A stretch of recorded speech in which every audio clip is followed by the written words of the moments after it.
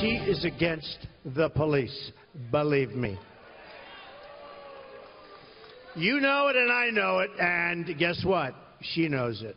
Donald Trump earlier this week exposing Hillary Clinton and the things that she has done and said against the police. Well, today the Democratic nominee finally met with law enforcement officials in New York City.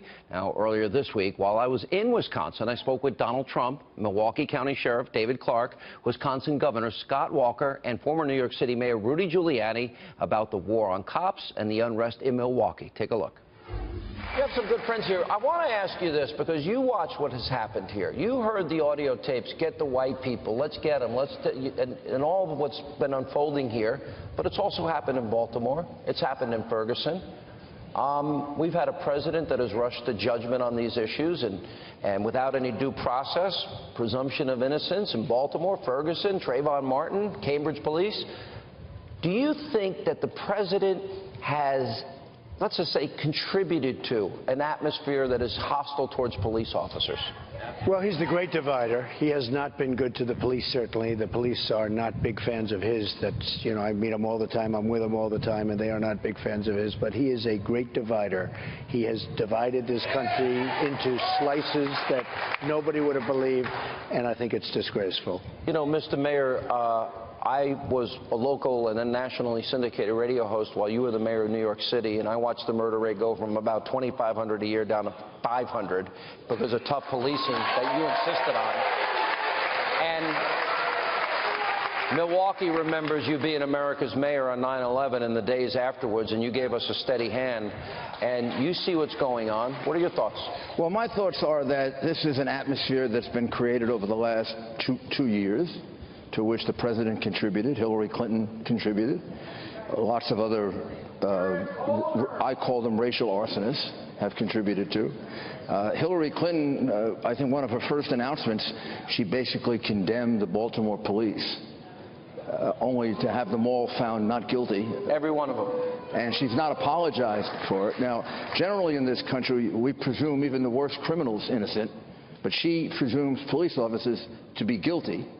And then when it turns out that they get a trial, and 3 of them were tried separately in front of a judge, and I shouldn't even have to emphasize this fact, but a judge who happened to be an African-American has to be a brave man. By the way, he found them not guilty, not guilty, which means she should now apologize to those police officers for having presumed their guilt. And, you know, the president rushed to judgment, and he did this on foreign soil in Ferguson, and meanwhile, it was black eyewitnesses that testified that Michael Brown fought Darren Wilson for his gun and charged him. We've read some of the testimony, you and I. We have read some of the testimony we did. From those witnesses. Sheriff, I know you love your city.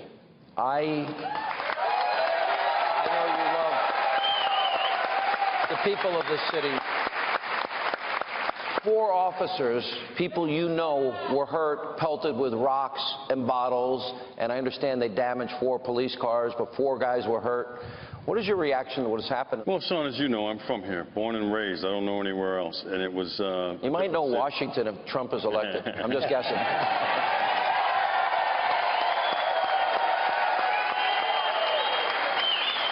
Job 1 is getting Donald Trump elected President of the United States. The rest will take care of itself. But, you know, it was a good middle-class city. Okay, you had strong families, you had places to work, a lot of industry here, and people raised their kids, took care of their kids.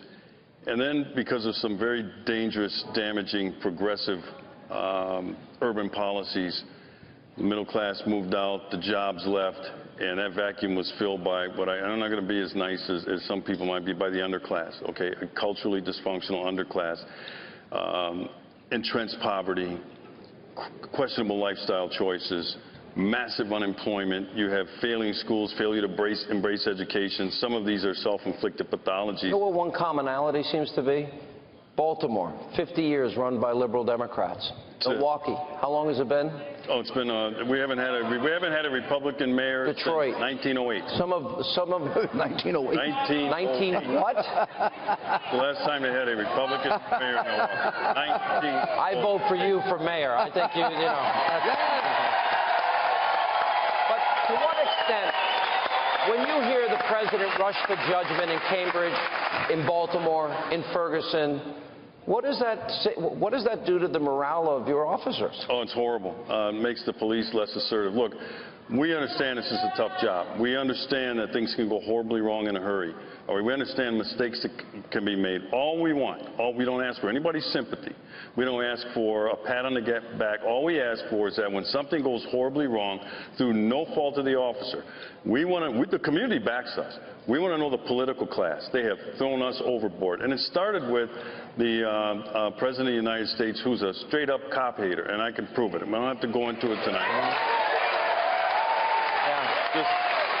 Him ending the 1033 program is an example. The 1033 program allows local agencies to obtain military surplus equipment like body armor, like protective vests, ballistic helmets, shields, that sort of thing.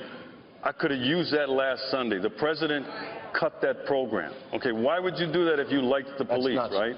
You know, let me bring in the governor. I want to first say, Governor Walker, I really appreciate. There were, 16, 17 of you on stage, and there was only one person that didn't make the pledge originally about supporting the nominee. But you kept your word. And there are other people. And I want to be very frank here. Those that broke their word that want to be president in the future, I don't think we could ever trust them as far as we can throw them. And you do so. You told me last night in a conversation we had, you support Mr. Trump enthusiastically. And why? It's just, you talked about a lot of separate issues. Well, it wasn't just because I'm a man of my word. That's how my parents raised me, and that in of itself is important. But the reason I made that pledge last August, and I said any of us on that stage would be far better than Hillary Clinton, is because I meant it. I didn't have my fingers crossed. I actually mean it. As you know, people say, well, you weren't with him initially. Of course I wasn't. I was with me. I supported myself, and who wouldn't? I think, we can make an allowance for that. Exactly. That's all right. Exactly. But my point was then, as it is today, and that's why I spoke at the convention, is to say, when you look at the two people who are going to be on the ballot this November, and let's not kid ourselves, nobody else is on the ballot who has a chance of winning other than Donald Trump and Hillary Clinton. When you look at the choice between the two, this is a woman who lied to the American people about her emails that put our national security at risk, a woman who lied to the families of the victims in Benghazi while standing by their coffins. She is unfit to be president. I don't think anybody should kid themselves. America wants a change. Hillary Clinton is not a change agent. And throughout Donald Trump's entire professional life, he has been an agent of change, and he'll be that as the next president. There's two things that I've talked to you about in the past that you said you're considering. That the things that I've asked you about, energy independence, about judges, about building the wall, about eliminating Obamacare, building our military, saving the VA, all of these things, you might put it on paper as a promise, right? I may do that. We're looking at it. I discussed it with you before, and we may very well do that. It's not been done before that I know of. Well, the contract with America, but not by a presidential candidate that I know of. That was a little bit different, but we're thinking about doing that. If it can be done, we're going to do it. One of the things, I think there's such a strong pool of really talented governors, senators, former mayors, sheriffs, and governors here. That's true, right? Are these three people that you would consider? Oh, in a heartbeat, all three. I mean, these are top of the line. Top of the line. I want to thank you all for being with us. Thank you. Appreciate it. Thanks so much.